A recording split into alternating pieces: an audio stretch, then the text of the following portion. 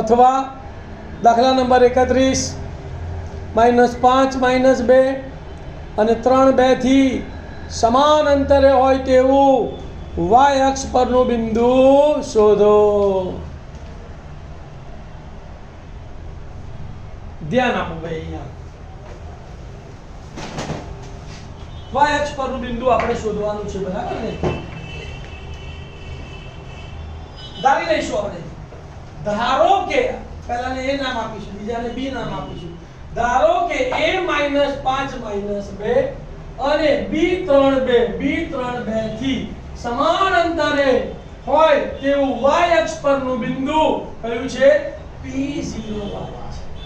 x અક્ષ પરનું બિંદુ પૂછ્યું હોય તો x0 લેવાનું, y અક્ષ પરનું બિંદુ પૂછ્યું હોય તો 0y લેવાનું, x અક્ષ પરનું બિંદુ પૂછ્યું હોય તો x0 લેવાનું, y અક્ષ પરનું બિંદુ પૂછ્યું છે તો 0y લેવાનું. ક્લિયર? સમાન અંતરે આકૃતિ દોરીએ તો a -5 -2 છે, b3 2 છે. સમાન અંતરે કેવું તો કે આ રેખાખંડ AB ના લંબ દ્વિભાજક પર આવેલું બિંદુ. તારે બી રેખાખંડ AB નો લંબ દ્વિભાજક દોરો. અહીંયા ગમે ત્યાં પર બિંદુ લઈ લેવાનું. બિંદુ P લીધું, 0y એટલે PA બધા સરખું થાય અને PB કેવા થાય? સરખા. તો માટે શું થશે? PA બરાબર PB થાય.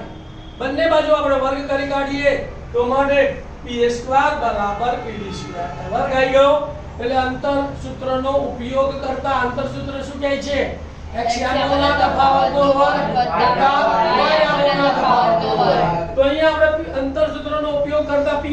ધ્યાન આપજો બોર્ડ ઉપર.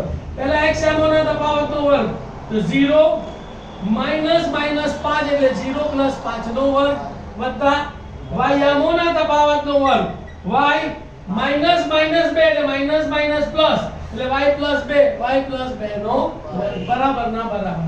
હવે PB² લઈએ. ફરી x યામોના તફાવતનો વર્ગ 0 -3 નો વર્ગ 0 -3 નો વર્ગ વત્તા y યામના તફાવતનો વર્ગ y -2 નો વર્ગ. હવે શું કરવાનું? આ બધાનું વિસ્તરણ ધ્યાન આપજો.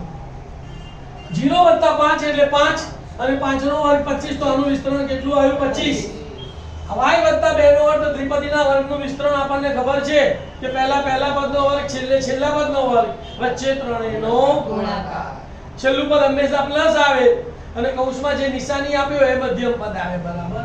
તો અહીંયા y નો વર્ગ એટલે y² વત્તા ત્રણેયનો ગુણાકાર 2 × 4 × y એટલે વત્તા 4y અને વત્તા 2 નો વર્ગ એટલે 4. તો y + 2 ના વર્ગનું વિસ્તરણ શું આવ્યું બોલો? y² + 4y + 4. બરાબર ના બરાબર? 0 - 3 એટલે -3 -3 નો વર્ગ એટલે પ્લસ નો y - 2 ના વર્ગનું વિસ્તરણ સેમ. પહેલા પદનો વર્ગ, મધ્ય પદની નિશાની, વચ્ચે ત્રણેયનો ગુણાકાર પ્લસ છેલ્લા પદનો વર્ગ.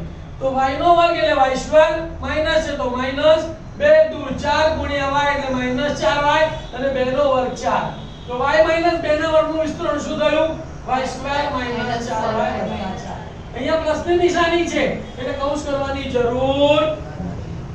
હવે યાદ છે આપણને સરવાળા બાદબાકી બંને બાજુ આપ્યા હોય તો સામે સરખે સરખું ઉડી ગયું. તો +y² ઉડી ગયા, +4 ઉડી ગયા. તો શું બચ્યું? તો અહીંયા 4y + 25 બચ્યા. તો અહીંયા લખ્યું 4y + 25 બરાબર. અહીંયા -4y + 9, અહીંયા -4y + 9. કોની કિંમત શોધવાની છે? y ની.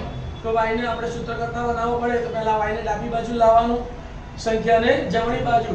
તો આ -4y આ બાજુ આવે તો કેવો થાય?